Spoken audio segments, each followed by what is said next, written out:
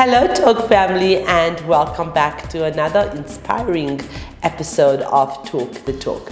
I'm your host, my name is Desh, and today I'm chatting to a phenomenal awe-inspiring woman prepared to be inspired by an automotive industry innovator who is breaking down barriers and bringing about change like never before. We have the honor of welcoming a great woman today who is tearing down stereotypes and making an impact on the fast-paced automotive industry. She has proven herself as a true force to be reckoned with, thanks to a passion that knows no bounds and a drive that drives her every activity. So join us as we explore her amazing journey to learn about her accomplishments, difficulties, and priceless insights that she has to offer. Prepare to be enthralled by the female leader of the automotive industry right now on this captivating episode. So without further ado, let's welcome Danielle Hattingh, and she's the product owner at WeBuyCars. And as always, this interview is proudly brought to you by Seriti Solutions, MFC, and Evo by Nedbank. Hello Danielle. Hi Desh. Thank you so much for joining us. It's an honor to be here. Tell our viewers more about your journey, not just in the motoring trade, but also in your field of IT. Okay, so I actually started in the motoring industry about 3 years ago. Okay. I also started in the IT industry about 3 years ago. Okay. So I didn't have an IT background at all. I have an engineering background, so it was a big jump for me. But there's a lot of industrial engineers that actually work in the IT environment. It's not really part of your degree, but we somehow end up there. Mm-hmm. But from my journey in the motoring industry, I started at WeBuyCars, so it's been an honor, it's been an absolute amazing journey. I've done so many things I never thought possible. One of our first projects, my first projects, was to implement a sales lead management system. Oh, wow. So if you go onto the website and you inquire about a vehicle, what happens to it, how does it get to a sales exec, how is it managed from there on. After that, we did a whole inventory system. So if we buy a car, how does it get into stock, how do we manage the stock. It's just been an absolute, I've learned so much being there. And our big project basically last year was a buy lead system. So we always used to outsource it from external developers, and we brought it in-house as well. And just being part of the journey, and that's essentially if you go on the website and you say you want to sell your car, everything that happens from there on out. And it's nice to see how all of these things connect. Mm-hmm. So most of my journey in the motoring industry was digital transformation. Since I've started at WeBuyCars in 2020. So I started there on the first day of lockdown level 5. I was about to say that. It was daunting. Mm-hmm.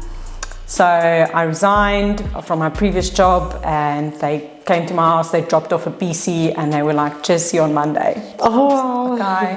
Didn't know anyone. Sink or swim. Yeah, sink or swim. Didn't know anyone, and they were just like, this is what we're busy with. Mm-hmm. Please familiarize yourself with this. And I don't know what happened from there on. I didn't know I'd be intrigued in IT.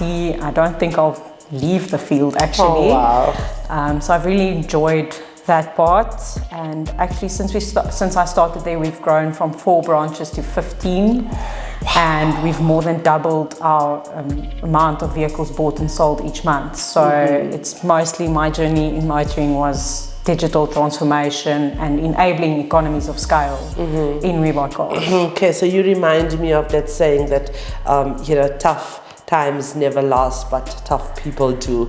Because, tough times like COVID didn't last, thank God, but you did last. Tough people do. So you talked about that leap from engineering to IT, but you did not, foresee that you were going to end up in the motoring trade.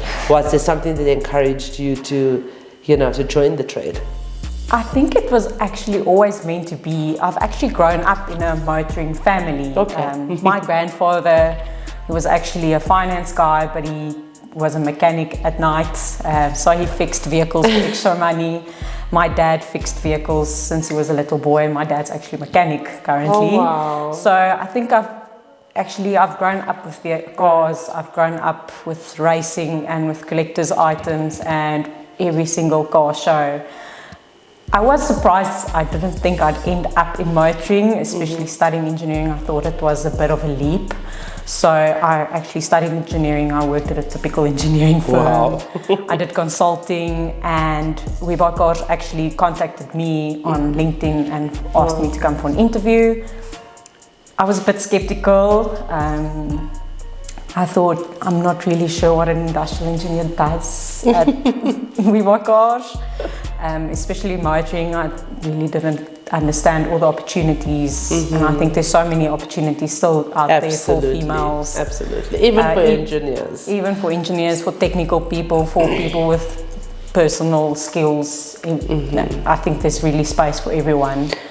So what do you love most about representing the WeBuyCars brand? I really enjoy working at WeBuyCars. I get their values. I feel like they resonate with me as well. So for example, one thing is keep it simple. We keep it simple. It's very straightforward. We want it to be as easy as possible. We lead change. I think that's a very important part in our IT department, is we enable that change for business to happen. And tomorrow is not another day. So I think that one resonates a lot with me, like doing things immediately, getting them right and seeing the results. Right. Thank you so much for joining us. We appreciate you. Such an honor. We appreciate your voice on our platform and for you joining our movement in terms of MOT. And yeah, we can't wait to see how high you fly. Thank you, Danielle. Thank you, Desh. It was such an honor. I really enjoy the platform. I've been following you guys for a few years, so it's such an honor being here. Thank you. So, in light of what Danielle has said, I'd like to just reiterate, she talked about education. Education empowers, and we should never, as females in the motoring trade, thinking that it's male dominated, we should never feel entitled, because we are entitled to absolutely nothing. It is hard work, dedication, devotion, and education that will take you one step further. And without, with having said that, I'd like to just read this quote: "Nothing worth having comes easy." That's from Theodore Roosevelt. And another one is, "You are powerful provided you know how powerful you are." And that is a quote from Yogi Bhajan. Ladies, just want to end the session with saying that you should seize the present moment, for it holds within it boundless potential and countless opportunities. Don't postpone what needs to be done. And I think she said that. Pretend like there's no tomorrow. Remember, we only have this moment. We only know about this moment that we have. So don't postpone what needs to be done. Nor wait for a perfect tomorrow that may never come. Embrace the power of now, where your actions can shape your destiny. Embrace every opportunity that comes your way and fearlessly share your unique gifts with the world. The time is now, and it's yours for the taking. Embrace the present, unleash your full potential, and let your actions create a ripple effect that will resonate far beyond the boundaries of time. A quote from my guru: "Whatever work needs to be done, whatever opportunity comes your way, whatever you have to share, this is the time, not tomorrow." And with that in mind, I would like to remind you that the question should never be who's going to let me. It should always be who's going to stop me.